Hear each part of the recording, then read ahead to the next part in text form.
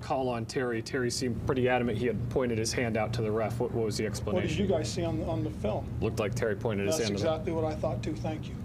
And I got to ask about the Curtis one as well. The fourth down. Yeah, I mean, again, in fact, don't ask me about the refereeing because I can't answer the question.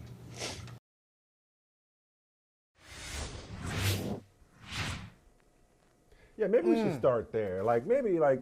Yeah. We got to figure out a way to alleviate or remove this rule where you can't criticize obvious incompetence without having to write a check. Right. It's right. I mean, so on top of the fact that you screw me, I can't complain about it.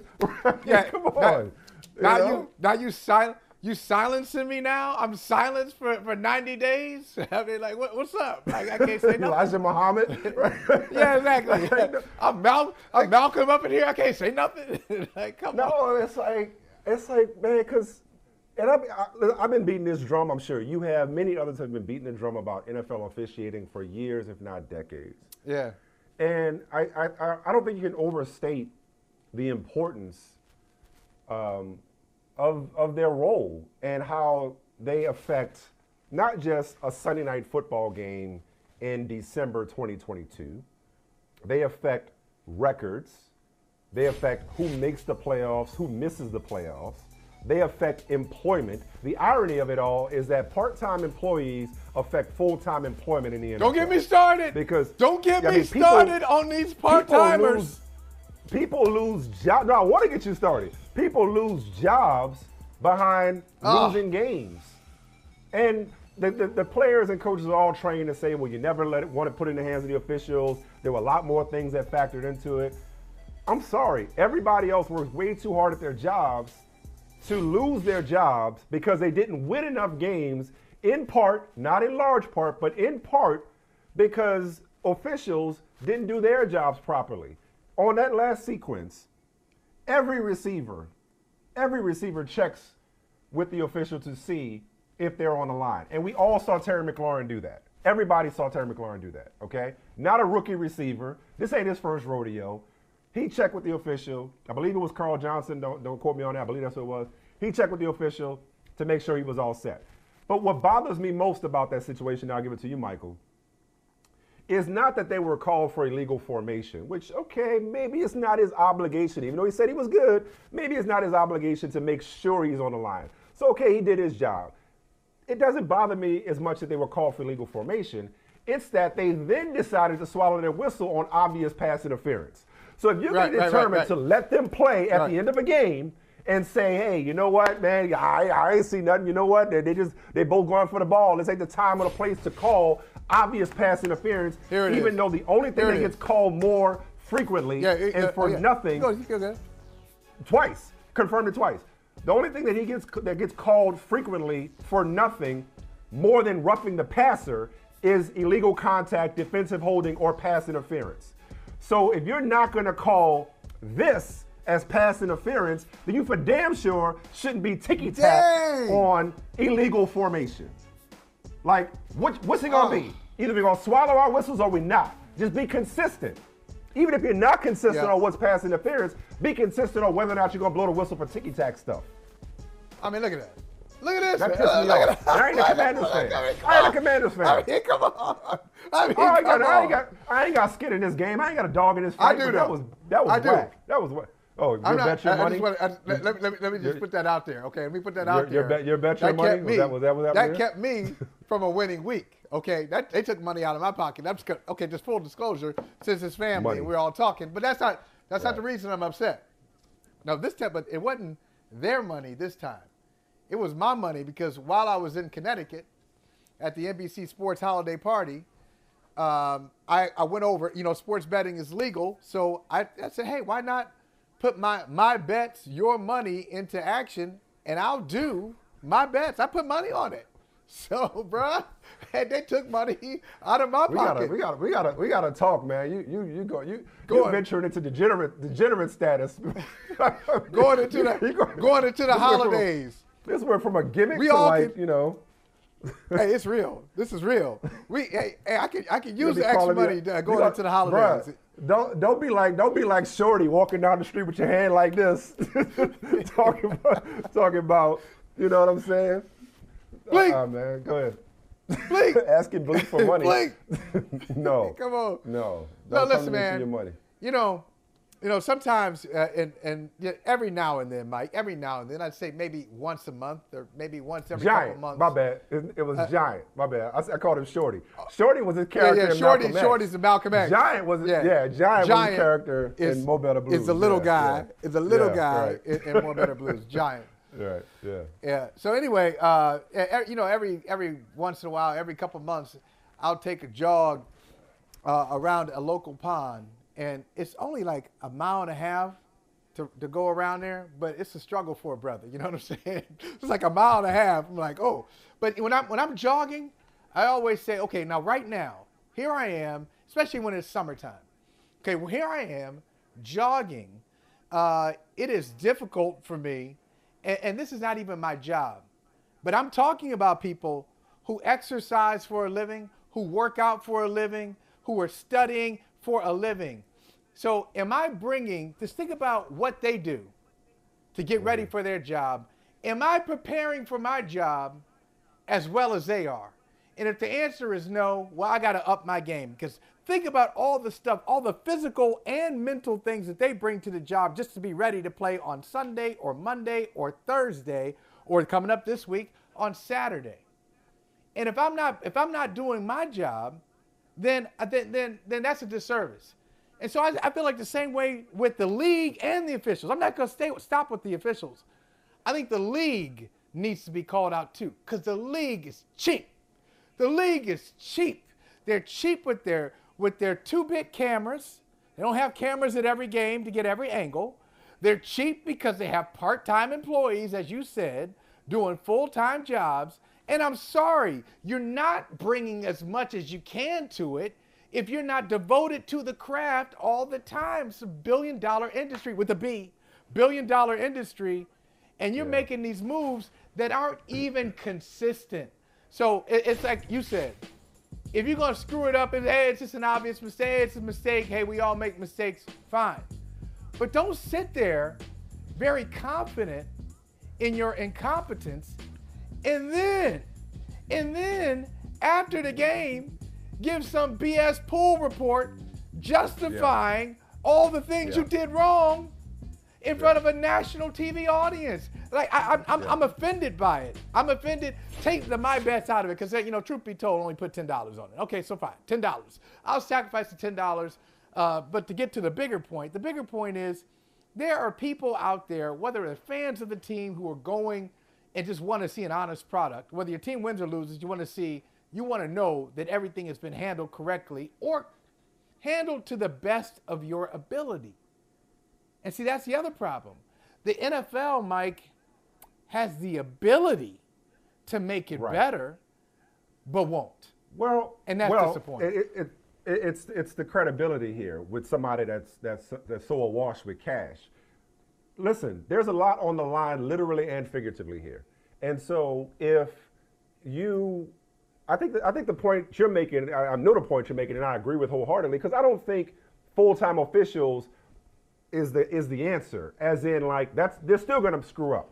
They're still going to, and this problem is not exclusive to the NFL. It's the same in the NBA, the same in Major League Baseball, global soccer. I mean, like, it doesn't matter what sport it is. As long as humans are involved, error is going to be part of it, okay?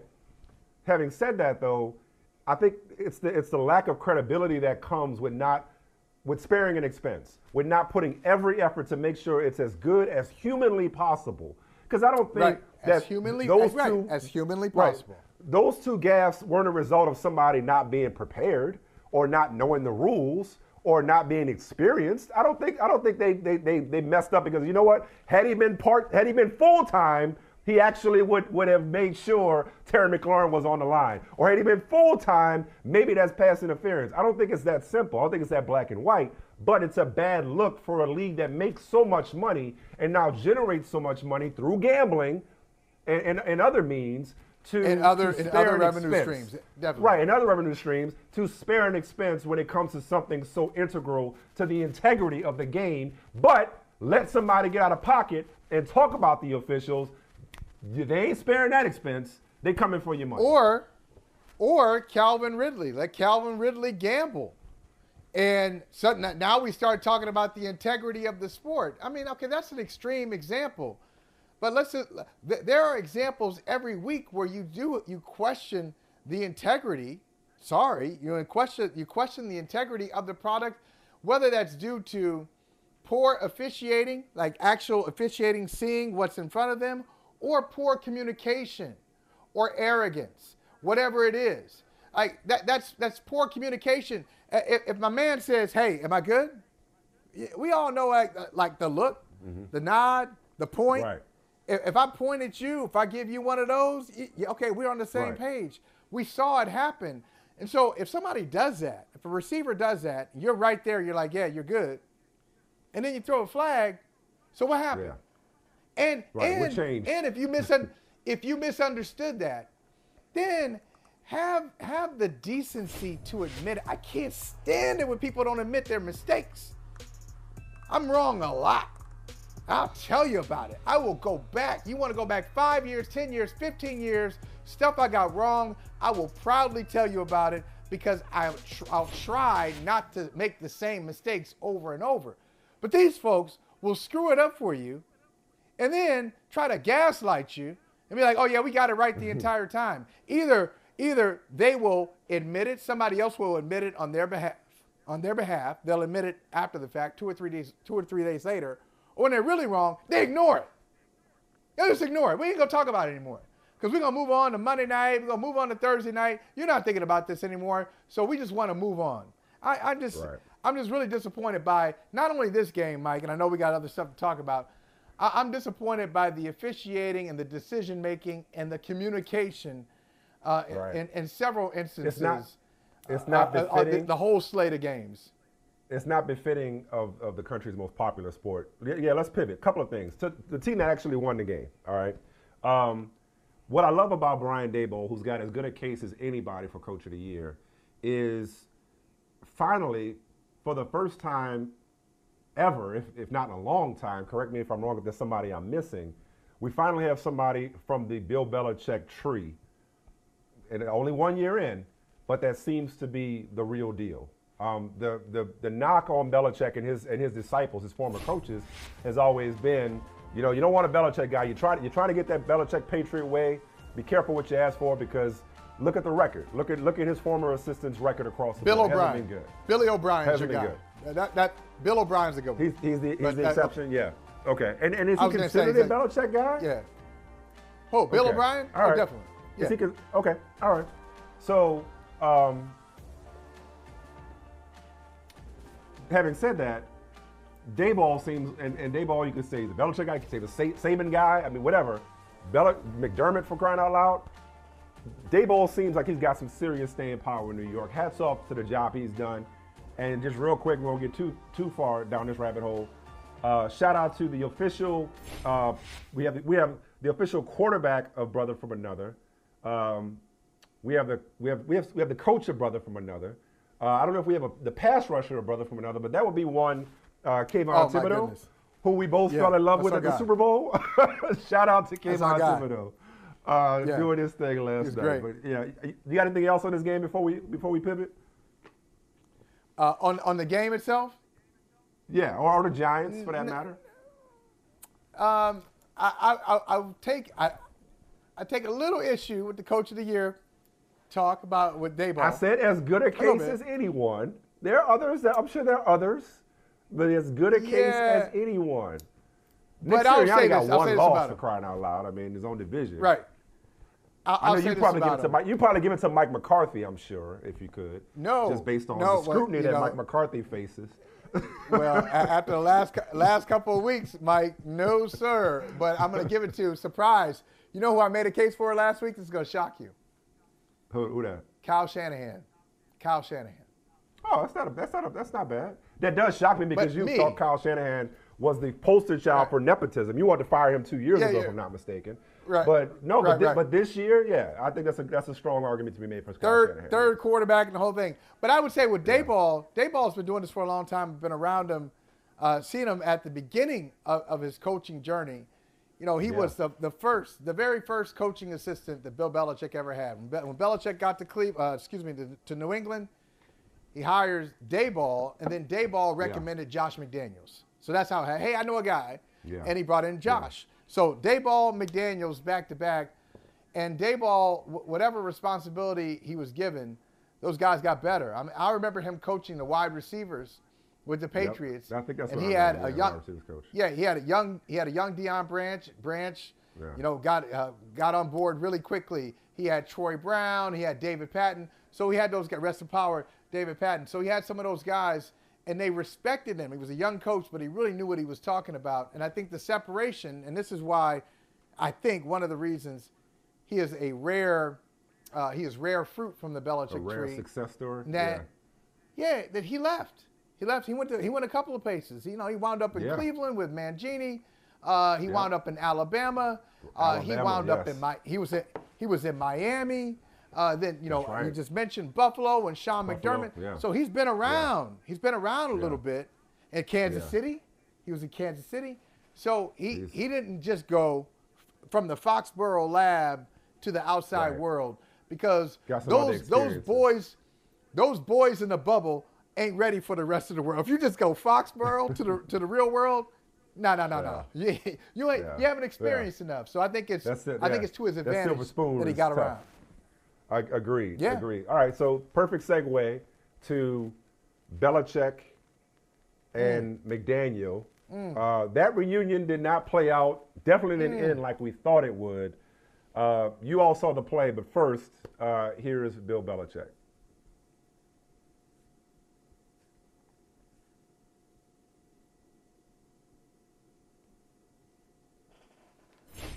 We made a mistake, play didn't work. We've talked about situational football. We talk about it every week. But we've got to do a better job playing situational football. I thought I saw Mac open. I didn't see Chandler Jones at the time. I just thought he was open, tried to get to him, and let him try to make a play with it. But the score was tied, so like I said, I should have just went down for it.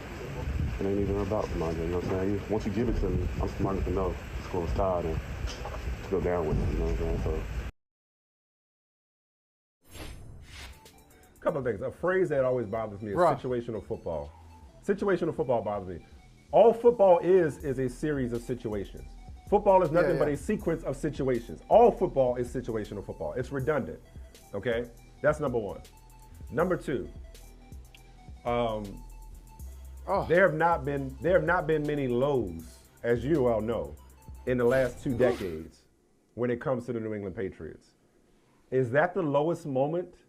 Lowest on-field moment in the Bill Belichick era, because that looked like a group of players that went rogue.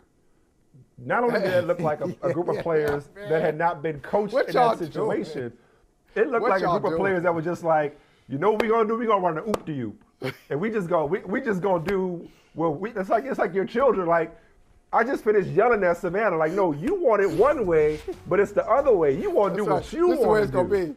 Right. That's what we do in this house. You want to do what you want to do. I'm telling you that this is how it's going to go, but you just want to do it your way. You want to do it the hard way. And so in a tie game, throwing the ball around as though you're losing, like, I'm like, but the play, it wasn't just Jacoby Myers. It wasn't just Jacoby Myers.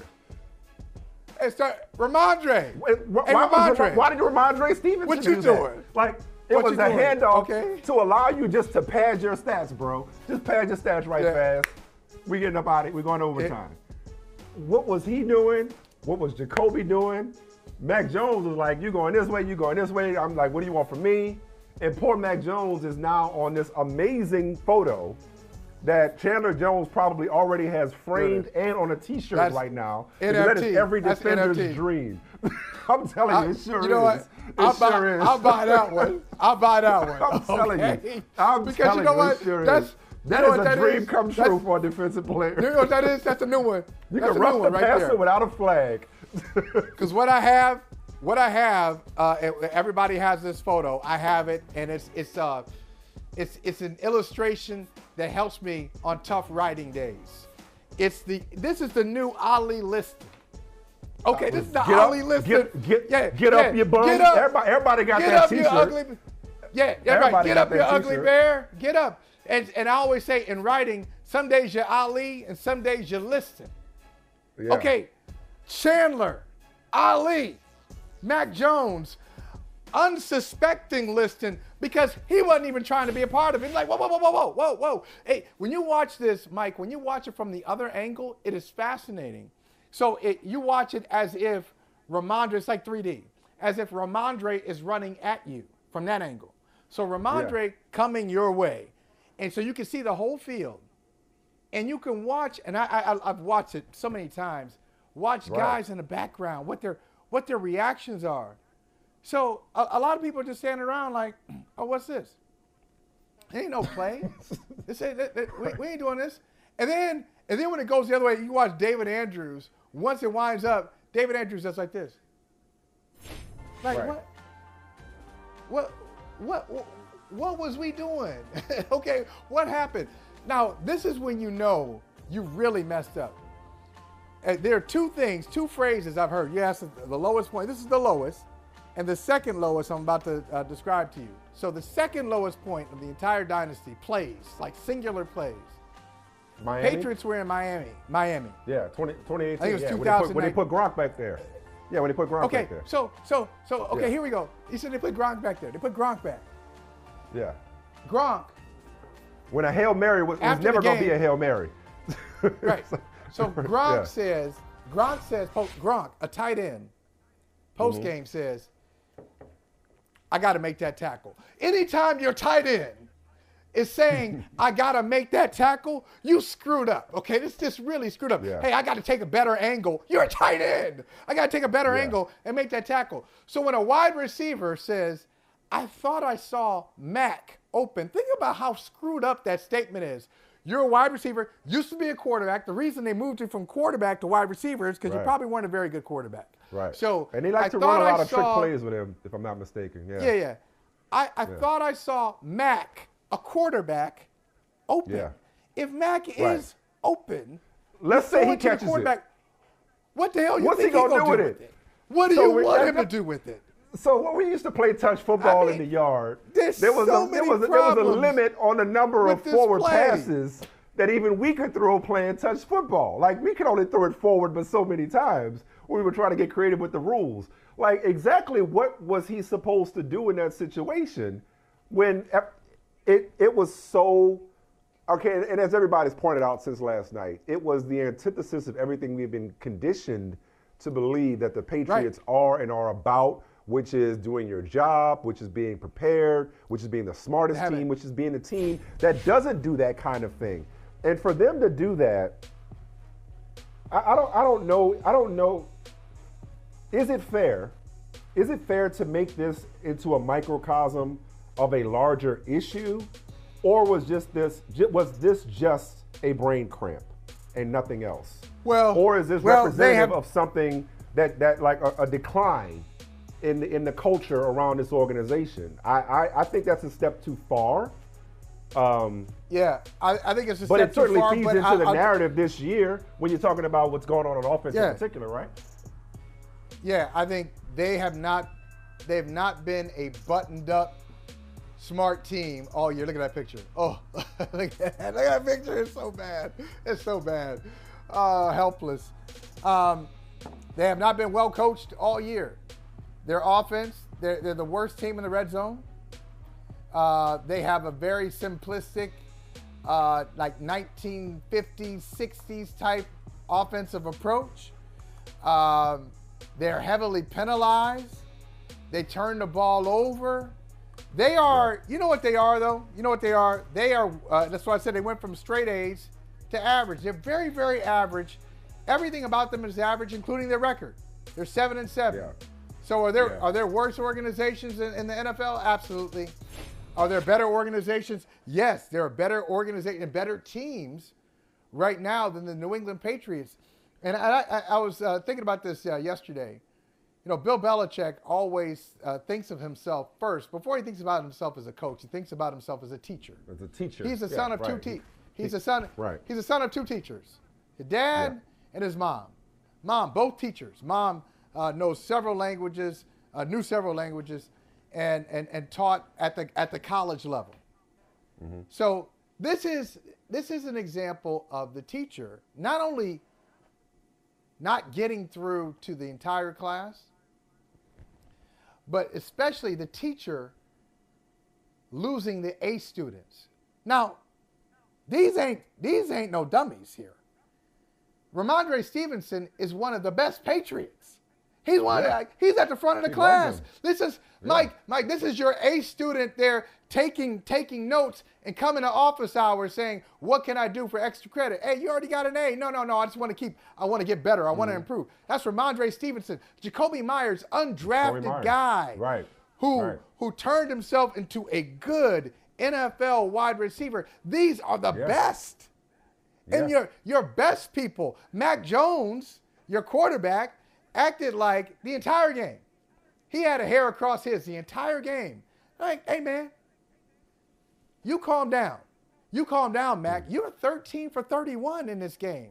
So I don't want to hear about, hey, the coach is not getting the plays in on time and what are we doing? I can tell you this, Mike. There's somebody, and I'm not talking about this place, but you know what I'm talking about. As somebody who has worked at a dysfunctional operation, I have, a place where you wonder what the hell are the people around you, the people over you, what are they doing? And you think they suck? I can tell you, somebody who's been in that situation, what I said was, okay, I need to do my job. No matter what happens around me, I need to be great. I can be better. I can improve. Let me stop pointing my fingers at other people and he didn't do that, she didn't do that. Let me handle my business. So the Patriots, they're that kind of team. They have gone rogue. They are undisciplined. And they're exactly where you put all that cocktail together, and what you have is some good, some bad, some craziness. 7-7. And that's the worst place to be. That's the worst place to be. That's the most frustrating place to be. Because at least if you're at the opposite extreme, you know, you're like, okay, you get your hands dirty, got our work cut out for us. When you're average, you can get fooled into thinking that you're better than you are. I mean, I don't know, man. If any other organization pulled what we saw yesterday, it probably wouldn't warrant the same level of ridicule and scrutiny. It'd just be another screw up, another brain cramp. But because it was the Patriots, because of the standard that they set and why not take it that too? That too, because you know what? Ramondre could have fumbled. You're absolutely right about that. Why they ran a play at all is beyond me, because he could have easily fumbled and they could have run it the other way. A lot of bad things could have happened. This was a miracle in the Meadowlands, except worse. I mean, people started taking knees because of the miracle in the Meadowlands, right? Right. This is worse. It is worse. It's worse. It is the worst. This is one of the worst blunders I've ever seen. This is right up there with. This is like losing a 33-0 halftime lead. Close. That would never happen. That would never happen. Has that ever happened in the NFL? Not that I've seen.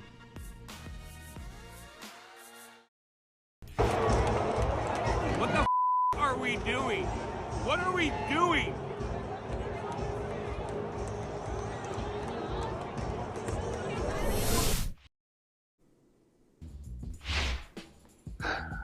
Oh, and the Oscar for the fakest hat throw goes to. Oh, I'm sorry. That was too canned. This play, though, everybody talking about it. It's crazy to me, and this is what I end up writing about it. 20 years ago, Marv Levy told me once, stop watching the ball and you'll learn something. And I was like, okay, that's pretty smart advice.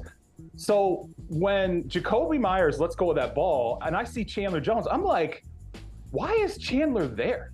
Like, it's 15 yards behind the play. There's a sea of grass. Like, why the hell is this guy standing there? So I go back and I watch the beginning of the play. And if you run that play back at the very beginning, when Ramondre Stevenson crosses the goal line, Chandler Jones dives to tackle him, hits him, falls off, misses the tackle completely. And then a 350-pound fat guard sits on top of him. At the 47. As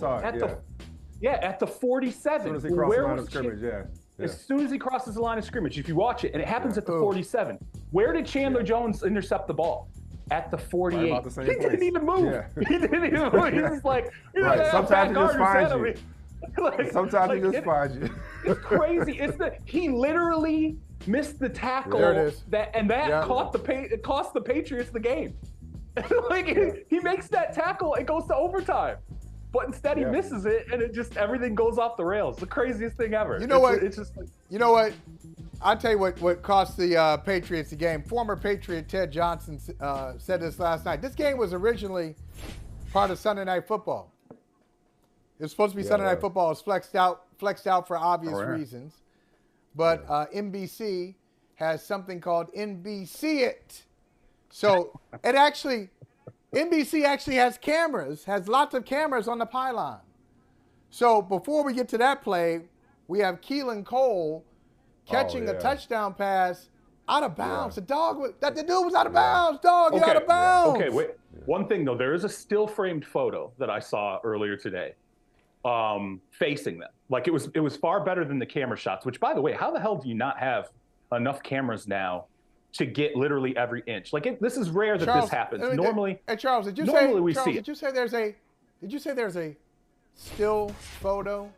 Still framed photo. What year is it? What year is it? No, but I'm just telling you, at least it gives you the angle that you're not. It gives you the angle that you're not getting anywhere else. I mean, wait, what are you, Michael? What are you doing? You're turning down information. You're turning down information. No, you're turning down information if you don't have if you don't have technology. I respect photos. Technology. I respect but you got more advanced stuff though. You can do better than that. Ultimately, even if it's recorded by a camera, the still photo is just going to tell you whether or not he was in bounds. You're going to arrive at a photo. Now you're right. Listen, you're right in that. It's not that wasn't available then. You got to have a camera shot that's available then to make the decision. That's where I'm with you there 100%. I'm just talking about the argument about whether or not he was in or not. This still framed photo, when you look at it and you follow the white boundary line, it looks like he may have been in. It's a very arguable point, but I'm telling you, if one of your producers can track down this still frame photo, it is remarkable. When you really look close at that boundary line, it looks like the boundary line is not affected. So it sounds like but it sounds like it's one of those. If there was an angle that there wasn't enough. It wasn't beyond a reasonable doubt. Like they called it a touchdown. They couldn't overturn it because it was close enough to wonder whether he was actually in. I mean, and you know what, Mike? I don't like. Like we were talking about earlier before Charles came on. I don't like. We can't do this if we already did that. No. He really looks out. Okay. Yeah, he's out.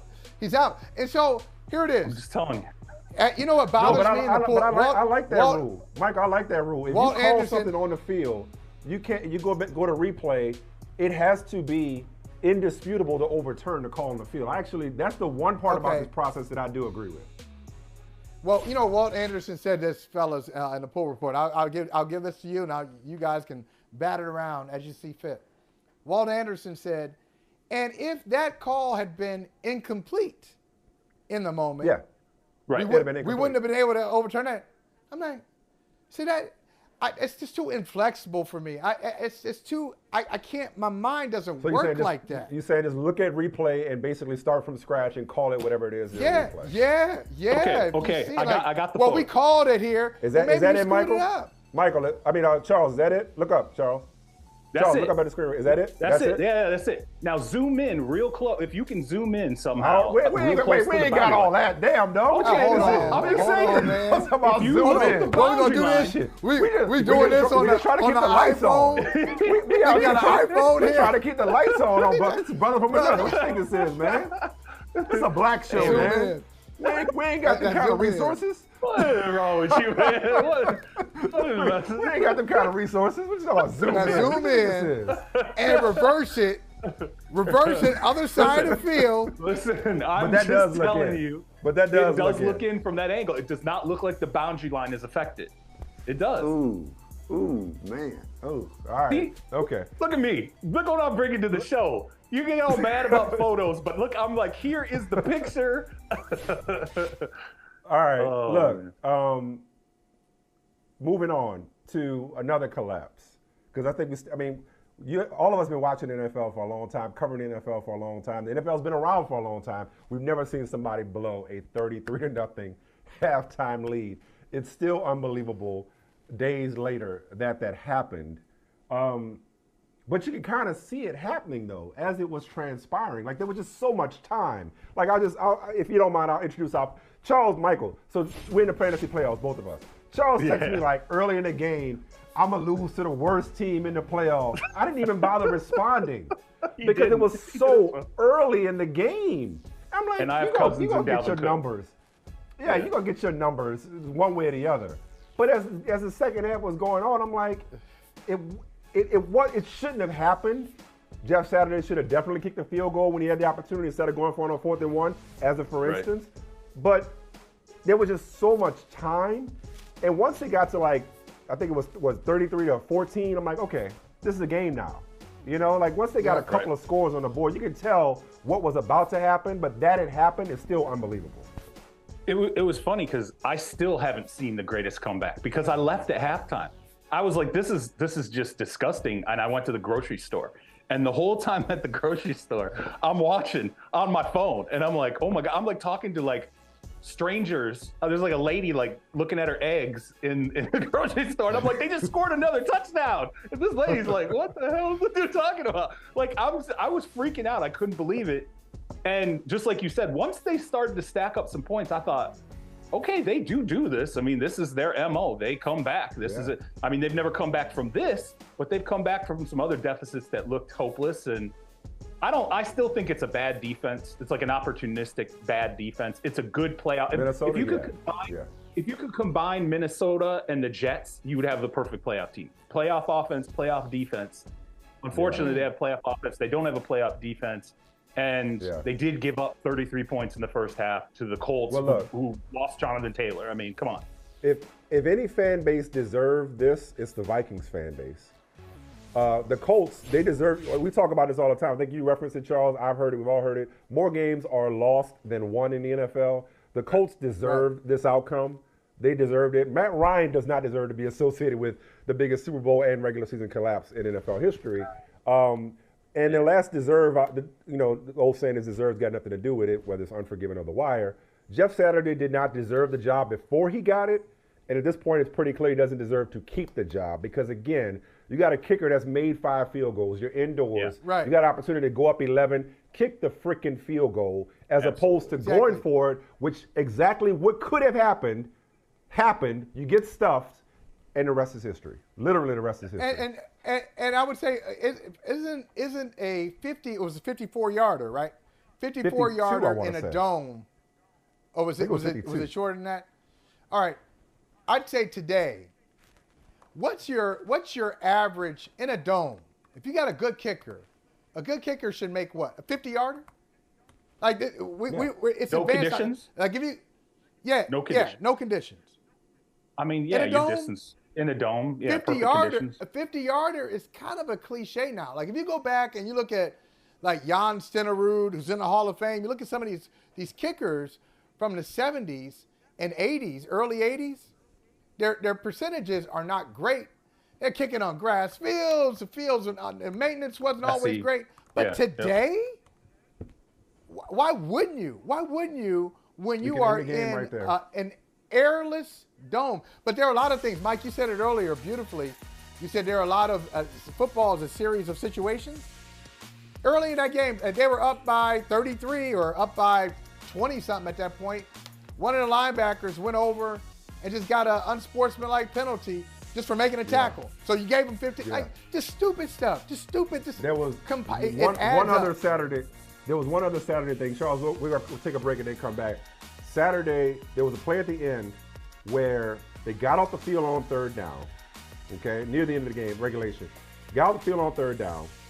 there was an offensive holding. Instead of declining it, where there's no way they would have let Greg Joseph kick a 58-yard field goal, Saturday accepts the penalty. Fortunately, Hawkinson got back to the same spot. But in a league where holding, illegal contact, all sorts of roughing the passer, he was fortunate that they didn't lose the game on that situation when it was obvious that he should have declined the penalty. Dude is not ready to be a head coach.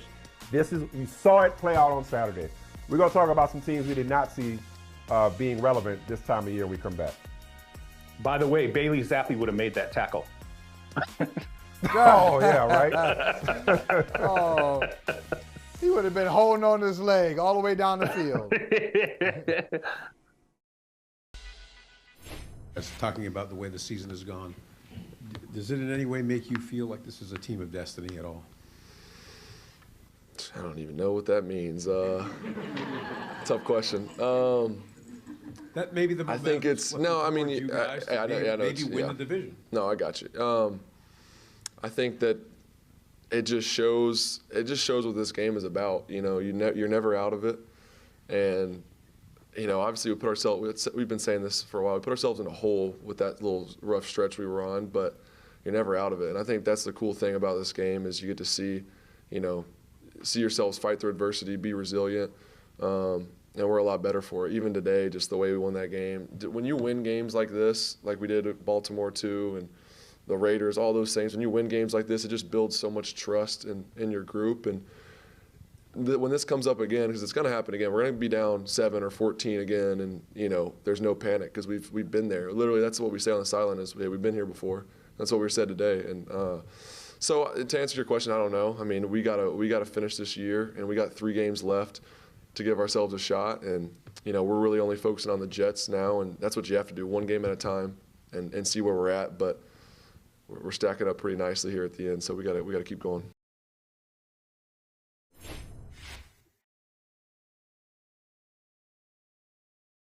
So, in terms of, if you go back and look at the draft, the teams picking first and second, I don't know that we thought we'd be talking about them come December. That will be Jacksonville and Detroit. Right. And when I was looking at the Thursday night football schedule, I threw up in my mouth when I saw the second to last game was Jaguars-Jets. And yet it's awfully interesting. But before we get back to Detroit, Charles, your hometown team, the team of your youth, for both of you guys, was the Jaguars win, was that more about the Jaguars coming of age or the Cowboys cowboying and showing us who they really might be, Michael? Man, look, stop it. Here we go. You laughed. You left that place. Don't ask that question. You know that question. That is such a. Oh, more about? That is more about? Oh yeah. It is a round the horn question. That isn't a round the horn question. But I think it's fitting. I think it's fitting. I honestly think it's fitting because on one hand it's like, listen, this is Trevor Lawrence looked like he's growing up right before our very eyes. Okay, Jacksonville. They've always had the talent, but they've never been able to put it together. And so here they are pulling out this win. The default is oftentimes to look at the Cowboys for what Dallas didn't do. Oh, here goes Dallas choking again. This is why you can't believe in the Cowboys. But I mean, I don't want to take anything away from the Jaguars either. I don't want to take anything. It was all Jaguars. I think it was all Jaguars because the Cowboys had them down, and it looked like the Cowboys were going to run away with the game. And the Jaguars just don't stop playing. They don't stop playing. So. And this is a team. Baltimore, Tennessee. You know what, Charles? I don't think they were capable of winning this game 2 months ago. Remember, they went to Philly, and Trevor Lawrence just had all sorts of problems just holding on to the football. I think he had like 3 or 4 fumbles in that game. 2 weeks ago. 2 weeks ago. Detroit. I mean, the Detroit game he got. Detroit beat the brakes off him 2 weeks ago. Yeah, but I just think, I think they're just better positioned now. I think they're bought in. And Charles, I told Michael Smith this story before. I'll tell you, and as I hand the ball to you, when we saw Doug Peterson, we were out in Lake Tahoe. He is the coach of Brother. Not last year. Yeah, that's right. Not last year. The year before last. We're out in Lake Tahoe, and he had been fired from Philadelphia, and he's making the rounds. couldn't have been nicer. Man, we saw him like 3-4 times, and we saw him at a restaurant. He came over to our table. He may have even bought us drinks. I mean, but he was really great, and he told us, hey, I'm looking for another opportunity. And I was thinking in the back of my mind, nah, it ain't going to happen for him. He's going to have to sit out for like 2 or 3 years before he gets a chance. And he's the perfect guy for what they're trying to do there, not only as a culture, but specifically with Trevor Lawrence. So this is all about Jacksonville, and I'm happy for him. Yeah, and the thing is, too, not a lot of people know about Doug. He'll coach quarterbacks hard. Like, that was part of the problem in Philly with him and Carson. He wanted to coach Carson hard, and Carson was stubborn. And when the end came, basically he went into ownership's office and was told, you're going to have to make some coaching staff changes. And Doug was like, no, I ain't doing it. I'm not doing it. And he didn't care that they didn't like that he was fighting with Carson. And it was a multitude of things that led him out of Philly, but he was still highly regarded. He was still highly regarded by people in that building, people in personnel, people in, the business side. You didn't hear like a ton of bad stuff about him. I figured he'd get another opportunity, but I think the thing with Lawrence that's interesting is it's really been 6 or 7 games he's played well. The Detroit game was bad, but he's been kind of on a heater for a while here. And I think what you see the change is, I think we talked about this on the phone before, or on the show before. I had a chance last year to talk to a pro personnel guy who was breaking down film of Lawrence going into a game. And he was like, I don't know what's wrong with him. He's completely lost his confidence in the red zone. He's doing things in the red zone he never did any other time of his career. He's like, go through all the Clemson tape, everything. He's hesitating. He never was a hesitation guy. Now you go back to these games, the 6-7 games, and that game specifically against Dallas, 0 hesitation. I mean, he is gunning it. He's showing every bit of what got him drafted #1 overall. I think it's real, but I also think a lot of it has to do with confidence. We'll talk about Detroit, right? What confidence can do for a team. It does the same for a quarterback, right. I think. Before we get to Detroit, though, just on the Dallas front, Michael, you're right. You caught me. You got me. I did the around the horn. Man, he got right. Mechanism. He got right. He got right in your kitchen.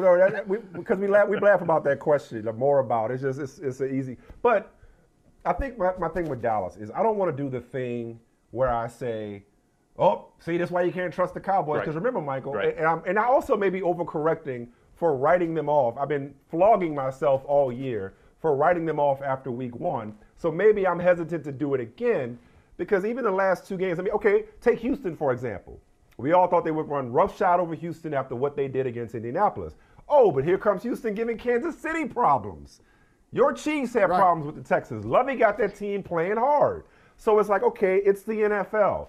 Maybe Jacksonville is good enough. Maybe Trevor Lawrence is coming of age. Maybe Jacksonville is just good enough to have made Dallas look silly.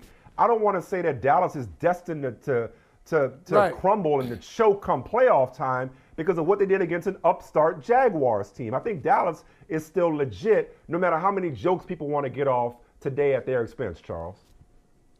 There is some inconsistency. I mean, just look at the season and the run game, okay?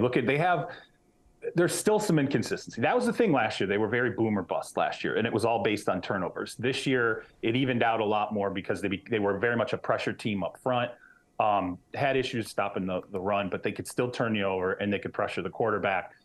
But, am I worried about them? I'm not worried about them. I mean, it's things like this happen, especially down the stretch. You start to see things that you don't necessarily expect. But you can't be boomer bust in the playoffs. Like, that's where you got to be at your most consistent. No. I don't know what this Leighton Vander Esch injury ultimately means. They he's going to come back, but that affects the run game. I'm a little nervous about the consistency of Dallas, but the opponent to me was a good opponent. It wasn't like Houston. Right. I don't care what anybody says after I saw Kansas City, and I just think they're not as focused going into that Houston game. There's just no way.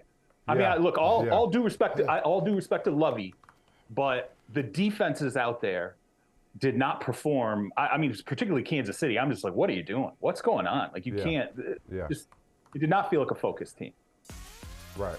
Okay. We're gonna talk about Detroit before we go because we got to give the D more love, dude. Like, we talked about Coach of the Year, Michael. I was talking about Daboll. You were talking about Shanahan. Dan Campbell. We'll hear from him in a second, but Dan freaking Campbell. Because when you're 1-6, it is easy for that thing, as they say. I'm sure you've heard it a lot, Charles. to go the other way. We'll talk about him in a second when we come back. That was real TV breakish. When we come back. That was. I like that. When we come back after this. When we come back. After these. People watching us on YouTube, messages. man. Ain't nobody worried about no break right now. Cowboys fans gonna hate me, but Charles, are the Lions now America's team? Who's not pulling for the Lions to make playoffs? Yo, I'm telling you, if you look at the 1-6 start for the Lions, real quick, lost to Philadelphia 38-35. They're a lot better than we realized. They lost to the Minnesota Vikings 28-24. These games were all in it all the way to the end, by the way. They lost to Seattle. We thought that was a joke, right? Oh no, Seattle actually pretty good team, 48-45. They had a bad run with New England and Dallas, but then Miami, they lost to Miami 31-27. 17 games on their schedule. 12 teams are either in the playoffs or in contention for the playoffs. That 1-6 start, it looks like the toughest schedule in the league. We just talked about Jacksonville. Maybe Detroit's just that good to make Jacksonville look as bad as they did a couple of weeks ago. Maybe. Go ahead, Mike. I don't know who to root for in this Panthers Lions game coming up. I like both of them. I don't know. I need the Lions Who you to got win there? out. I need the Lions in the playoffs. Just give Lions it to Detroit, in. man. Give it to Detroit. So long suffering. It's so hot in the D right now. Hey, thanks for watching Brother from Another on YouTube. Make sure you hit subscribe before you leave, and be sure to watch us 3 to 5 p.m. Eastern Time on Peacock. Appreciate you.